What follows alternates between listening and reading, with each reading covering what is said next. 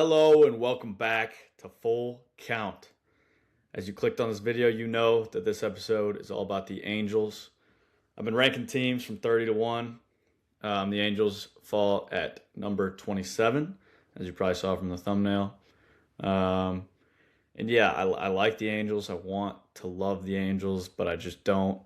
I'm high on the AL West this year also, so I think it's just going to be a tough division to win as well. So I don't know, Angels fans, you got it tough. Always have, probably always will. Um, but there are some fun young names. There is potential in this lineup. There is potential in this rotation. There's potential in this team to, I don't know, make a sneaky wild card push. There's potential. Not saying it's going to happen. I don't think it's going to happen, but there is that potential. Everything would need to go right. Everything needs to fall right. And I'm going to tell you what needs to go right here in a moment. So, yeah, the Angels last year, they struggled. And the pitching wasn't great. They lose Kyle Hendricks, who led the team in WHIP. And I love Kyle Hendricks, so that's a tough loss for me. But other than that, it's relatively the same roster. It's pretty similar, at least. They did add Josh Lowe, who we'll get to. And yeah, they got rid of Luis Rengifo, which I don't think is a big loss for them, in my opinion. And they have some really fun names that got invited to spring training. So we'll get to that, and we'll get to the pitching as well. But let's start with this lineup. In the one hole, you got shortstop Zach Neto. Zach Neto's a dog. In his first 2 full years, he put up exactly 5.1 WAR. Very valuable player, and it's crazy that he had the exact same WAR. In those 2 years, a 253 batting average, 318 on base, with a 776 OPS, with an average of 24 and a half homers in the 2 years, 31 doubles, 28 bags, for a 115 OPS plus. Just talk about production the last 2 years. I think there's a lot more in him also. He strikes out and whiffs a lot, doesn't take a lot of walks. So I think he can improve in those areas. And if he does, he becomes an automatic star, and he becomes one of the best shortstops in all of baseball. He's not an amazing defender, though. I thought Ron Washington would have really helped with that last year. But at the end of the day, though, he hits the ball hard, he finds the barrel, and he produces at the plate. Great for a shortstop. He's a stud. And like I said, I think there's more there. So love Zach Neto. If you're an Angels fan, I know you guys are excited about him. I don't have to tell you to be excited about him. You guys love him. In the 2 hole here, you got Nolan Schanuel. Nolan is not your typical first baseman. He's just a total contact guy. 93rd percentile in strikeout percentage and squared up percentage. He's also 92nd percentile in whiff percentage. Like, those are all elite contact tools. He takes his walks. He doesn't chase. Like, there's a lot to like here. And these are all amazing things that I just said. But here's why he's not amazing. He's 16th percentile in exit velo, 13th in barrel percentage, 6% in hard hit rate, and 4th in bat speed. So, in other words, Nolan Schanuel has no pop. 12 homers last year with a pretty solid slash line of 264, with a 353 on base and a 389 slug for a 742 OPS. Which, if you're an OPS plus guy, it makes him 7% better than the league average hitter. Which I'm an OPS plus guy for most hitters. Nolan's a good hitter, though. He's just, like I said, he's just not the typical first baseman with power. And he's not a 2-hitter on a contending team, I would say. That being said, the pop can come. He's kind of a big dude. I want to say 6'2", 240, something like that. So he's built like a first baseman. And if he gets some pop, he has star potential. Like, he really does. And when I said at the beginning of this video, when I said everything has to go right for this Angels team to make the playoffs, he would need to add pop. That would be one of the things that would have to go right. Zach Neto would just need to be Zach Neto. But if he got better, that's great. But no, there's nothing wrong with not having pop. Nolan Schanuel is still a valuable ball player, and I like him. And I think he's fun. So, in the 3 hole, at DH, Mike Trout. Mike Trout's still a dog. He's just not Mike Trout anymore. He strikes out too much. He whiffs a lot, and he's not as good in the field. Thus, why he's the DH, and they just want him healthy, stay in the lineup, just hit every day for you. But yeah, that's why he's a DH in this projected lineup. He still walks as much as anybody in the league. He still doesn't chase. He still destroys the baseball.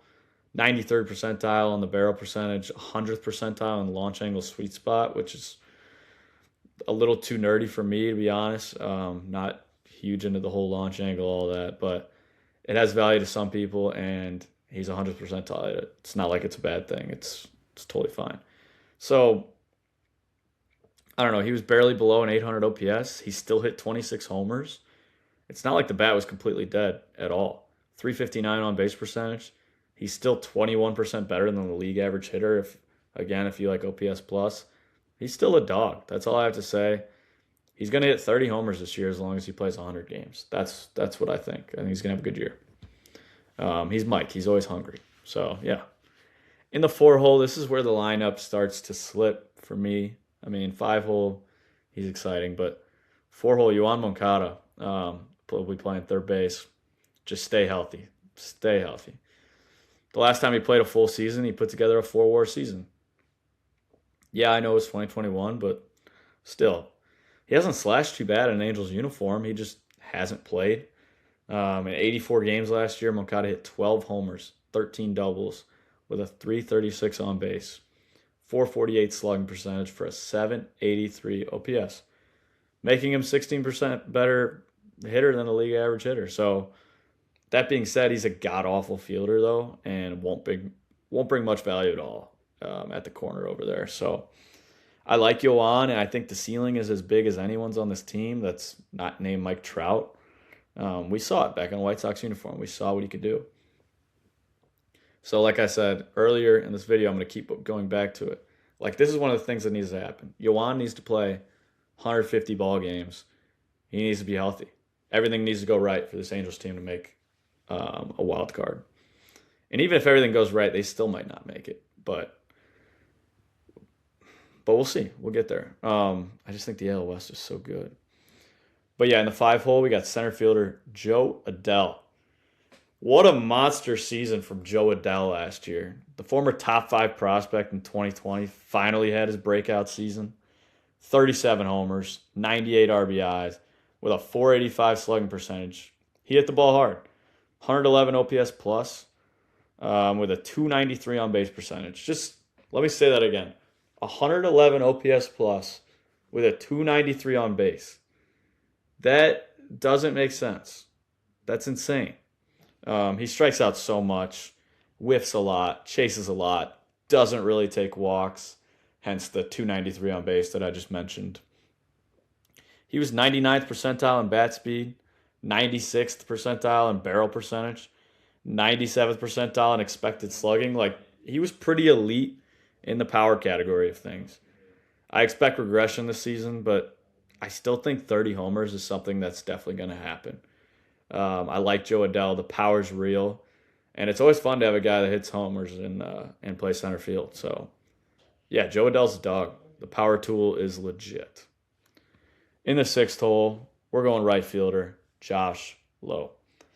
He was pretty horrible at the plate last year. He was really solid back in 2023, but he hasn't really been too valuable the rest of his career. He didn't really do anything well at the plate last season. He hit 220 with a 283 on base and a 366 slug for a 650 OPS. Much worse than the MLB average hitter. The only thing you can really rely on is that he's going to run the bases well. He chases a lot, doesn't barrel the ball, doesn't hit for average, whiffs too much, and strikes out too much. Obviously, he's just not good at the plate, or at least he wasn't last year. So he also wasn't great in the field last year at all. Josh Lowe was pretty awful in all aspects of baseball last year. In the past, I mentioned he's been good, though. So we'll see if he still has it in him. Last year was rough. Like I said before, like, everything needs to go right. Josh Lowe is going to have to be the Josh Lowe of 2023 for this whole thing to get moving. Here's another guy. High potential. Everything has to go right for the Angels to do well. Left fielder in the 7th spot, Jorge Soler. This guy just can't stay on the field. We know about the absolute power that he has, but will he stay on the field? That's the question. 200 career homers in 1,094 games. Just think about it, like every 10 games he's hitting a homer. I mean, 2 homers. Sorry, even better. Every 10 games he plays, he hits 2 homers. That's ridiculously valuable. He's a dog, but he doesn't stay on the field, and he hasn't been a dog recently. That being said, in 82 games last year, he had 12 homers with a 293 on base for a 680 OPS, which is obviously not good. It's all about the ceiling, though, with Jorge Soler, like I mentioned. He has a gigantic ceiling. And we saw it happen in 2019 when he was back with the Kansas City Royals. He hit 48 homers.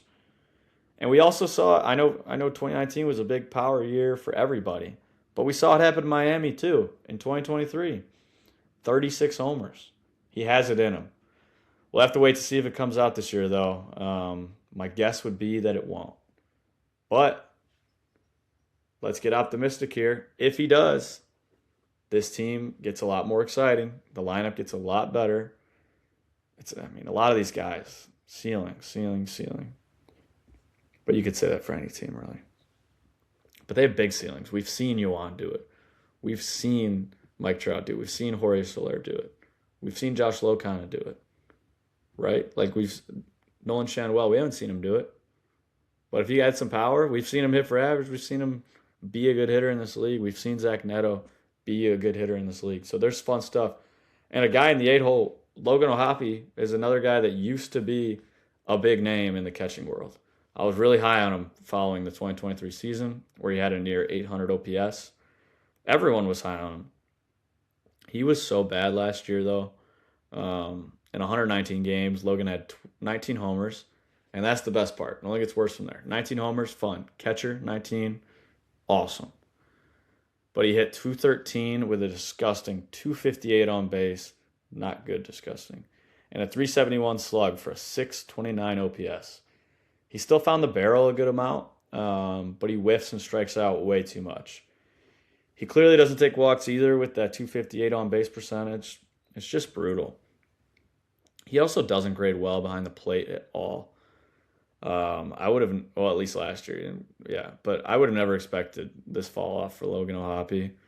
He was kind of like an upcoming star, like I mentioned, in the catching world. He wasn't really an upcoming star in baseball yet, but baseball nerds were big on him a couple years ago. So, and now he's just not that valuable. That being said, I think he'll work hard, just as any major leaguer does. I'm sure he'll work on making more contact, taking his walks, and could put together a better season this year, especially with the new manager. So I think Kurt will benefit, I think Logan O'Hoppe will benefit from Kurt. So that's also something that's interesting here with the new manager. So Kurt Suzuki, if anybody doesn't know the new manager. In the 9-hole, second baseman Christian Moore. Christian Moore only appeared in 53 games last season, and they weren't a pretty 53 games, I'll be honest. He didn't hit at all, and if you know anything about Christian Moore, you know that he rakes. He raked at Tennessee, and he raked in the minors. Last year in AAA, 292 with a 370 on base, 483 slug for an 853 OPS. So I think he's going to figure out the bat. The Angels might have to be a little patient, which they never are. They rush players up right away. And they might have to be patient on him because he's going to be a good player. Don't get rid of him. The glove didn't grade out great last year, but it definitely wasn't terrible either. In his major league time, the 53 games I mentioned earlier, he hit 198 with a 284 on base and a 370 slug for a 655 OPS. Obviously, that's not great. But he'll be a good major league player eventually. I have no doubt about that. I think he's a good player. And we'll see what happens there. Bench guys, you got Travis d'Arnaud. I always don't know how to say it, but really good backup catcher there. And there's some really fun names. Like I mentioned earlier, that got invited to camp. Jose Siri has done it in this league. He hasn't fully done it, but he's done it. Kyron Paris, he did it for a bit last year at the beginning of the year. Works with Aaron Judge's swing coach, He's got it. He's got the power. We've seen it for a little small stretch, so maybe he can do something. Jeimer Candelario is a guy that's done it. 2023 Nationals/Cubs. I think I want to say 25 homers. Like, he was good. He hit about 250. Switch hitter, third base. If Yoan's struggling, I could see Candelario taking that role there at third. But again, we'll have to see with this. But good backup nonetheless if he makes the roster. Trey Mancini's a guy that I'm watching him in spring training. He's not the same. But yeah, he's back, which is fun. That's fun. Trey Mancini's done it in this league. Nick Madrigal has kind of done it in this league. I think he hit 300 one year with the White Sox, was pretty valuable with the Cubs. So yeah, Nick Madrigal, good glove there over at third. So a couple guys there that can compete for the third base spot. Jose Siri's a guy that can definitely compete for that fourth outfield spot. So yeah, those are some fun names that I really like. Now to the starting rotation. In the one hole, Yusei Kikuchi. Yusei put up another solid year last season. The expected stats aren't a big fan of him, but I like him. He gave the Angels 178 innings last year, and they were solid innings. 3.99 ERA. Could be better for sure, but it's not like it's terrible. I like Yusei because he's got the funk to him. He's a lefty, and he hides the ball well, but I don't think he's an ace on any sort of contender. But I expect him to have a very similar season to last year's season. It's kind of just the guy he is. That's what you expect. Other than that little stint in Houston where he was going nuts in 24, I want to say. I could be off on that. Just a couple of years ago. Was really good. So, yeah. In the two hole, this is my ace. This is a guy I absolutely love. Jose Soriano. This guy is awesome. He throws absolute heat, and he gets grounders. If you've watched any of my videos, you know I love grounders. My thing. He's the man. He threw the most innings of his career last season, and it wasn't too bad. All right, I'm going to mention these and just throw them out the window.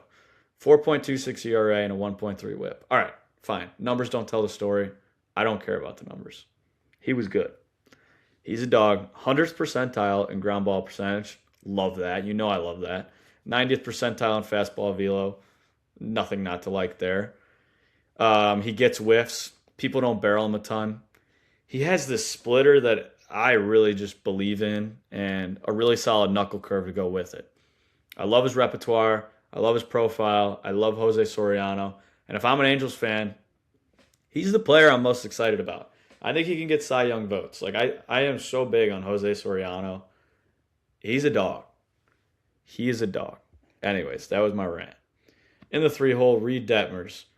Reed was a reliever last year and really thrived in that role, I'd say. I'm surprised they're going back to him in the rotation with the success he had last year. But maybe they just don't have guys and they need him. He has struggled in the past as a starter, but I'm going to talk about last year because sometimes pitchers find things, especially a guy that's going to the bullpen. Mixing things up. You're talking with the guys out there in the pen. Kenley Jansen was in that pen last year, Ben Joyce, so maybe he learned some things. Last year in 63 innings, he had a 3.96 ERA with 3 strikeouts per walk and a 3.12 FIP. If you're into Baseball Savant, he lights up some red. 95th percentile in chase percentage, 93rd in whiff percentage, and 90th in strikeout percentage. He was good out of the pen. Maybe great. We'll see if it was just a small sample or if Reed actually found something here from the bullpen guys. So, yeah, I like Reed. Do I like him in my three hole? No. But fun, high upside. Grayson Rodriguez, I absolutely love this pickup for the Angels. He's a dog, or at least he was back when he was healthy. He's coming back from a right elbow injury. His most recent season was 2024, where he was really solid. Really solid. At 6'5", he gets really good extension. And in 24, he was just a really solid pitcher by all metrics. In terms of the back of the baseball card, he had a 3.86 ERA and 116 innings pitched. He had 3.66 FIP and a 3.61 strikeout to walk ratio, which is always good. It's just a matter of how he looks after this injury. Some guys actually end up throwing harder, so we'll see. Maybe he'll be even better. You never know. But yeah, the guy's done it in this league. He's been a good starter before. Really like the upside here in the 4 spot. And this is another thing. Like, it follows the rhythm of this whole thing. Do I think Yusei has a high ceiling? No. Jose Soriano, if you get Cy Young votes, this team looks different. If Grayson Rodriguez goes, if he's just what he was in 24, team looks different. If Reed Detmers does what he did last year in the bullpen but turns it into a starter, team looks different. And the number guy, the 5, wow, couldn't spit that out. The guy in the 5, though, is a prime example of, if he's back, this team is different. I mean, what an interesting career Alek Manoah has had so far. He finished 3rd in Cy Young in 2022. He was an all-star, 17th in MVP voting in 22. I mean, and his rookie year was good as well. It was looking like Alek Manoah was going to be one of the next star pitchers in this league. Like, I'm not going to compare him to anybody. But no, now it's 4 years later. We got to talk about the now. After that incredible 2022 season, we are 4 years down the line. We've only seen 111 major league innings since then. They haven't been a good 111 innings, I'm going to be honest. Last year, we saw 33 innings of him in AAA, and they were a very solid 33 innings. A 2.97 ERA. It's a very small sample size, but it's not like it was bad. I don't know. I honestly have no clue what to expect out of Alek, and I don't think anyone does, but he obviously has the highest ceiling of anyone on this team. On this pitching staff. So I'm excited for hopefully a really fun and full year of Alek Manoah. Hopefully a full year of Alek Manoah. I love the upside of this signing for the Angels. So really fun. Yeah. In terms of bullpen, you got Kirby Yates down there, Drew Pomeranz, Jordan Romano, Jose Fermin. Yeah, they're fun. Drew Pomeranz really good with the Cubs last year. Kirby Yates has been really good in the past. Jordan Romano has been good in the past, back in Toronto. Like, if you notice a theme with this whole team, Jose Fermin's a guy I really like. I watched a lot of him for some reason last year, and I kind of like his profile, pitching profile. But anyways, a lot of these guys, like Jordan Romano, like Alek Manoah, like Grayson Rodriguez, like Jorge Soler, like Yohan Moncada, like Josh Lowe, whatever. All these guys used to be doing it. Mike Trout. That's like a total theme for this Angels team. A lot of guys that used to do it. Even Logan O'Hoppe was doing it. But he's still young, so it's a different thing with him. But yeah, kind of the theme with this. Even Kyle Hendricks last year, he used to do it. But he's retired now, obviously. But anyway, so yeah, that is kind of like the whole roster. That's the team. It's a fun team. It's, like I said, the ceiling's high. Everything has to click. But I don't know that it will. But we'll see here. So the over-under for the Angels is 70.5 wins. I'm going to go over. I think right around that 70 mark, though. Maybe 72. I think Alek Manoah will be healthy. I think he could be solid. Grayson Rodriguez, I think, will be solid. I like the bullpen pieces they got, and bullpen matters heavily. And I don't hate the lineup. Lineup has upside. Lineup is pretty decent. So, yeah, I'm going to go over the 70.5. And, yeah, I mean, Angels fans, you know better than I do that you probably don't have a chance to make the playoffs. But, yeah, I mean, I like the Angels. I love the stadium. So I'm really rooting for them. Always am. Always rooting for Mike Trout, as everybody is in the MLB. So, or every MLB fan, I should say. But anyways, yeah, that should recap it. I'm taking the over. I believe in them to go over that number. I don't believe in them to make the playoffs. But that's how I feel about the Angels this year. So let me know in the comments what you agree and disagree with. And use the code, SeatGeek code. It should be right there. Guy Sports, $20 off of your first purchase. And if you've already had an account, create a new one. I know you got more emails. Use the code, get $20 off your next Angels ticket or wherever you want to go. But thank you for watching. If you liked what you saw, subscribe. Would really appreciate it. And yeah, go Angels. Stay tuned to see who we have at number 26. Or I said we, but for who I have at number 26. Thanks for watching, guys. Peace.